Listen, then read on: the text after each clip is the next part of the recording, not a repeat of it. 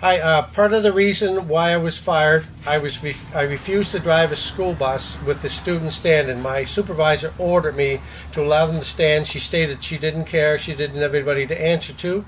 I went to the superintendent, who is now Deputy Minister of Education. He stated as long as his two children weren't on the bus, really didn't care about the others, that I need to drive them home.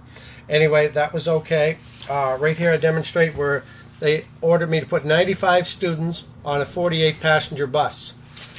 It also demonstrates that you have a right to refuse. This is a little brochure you get from your union and the school district. So you have a right to refuse dangerous work. Right here it says, don't risk the lives of our children. But yet I was punished and suspended for refusing to drive the bus with the kids standing. Also, there was no room for the kids, the 95 students. A lot of them would stand. Keep in mind, I never drove them home. I never turned the wheel. But it's their own document on the header of their own bus says, remain in your seat. My employer, they're bullies.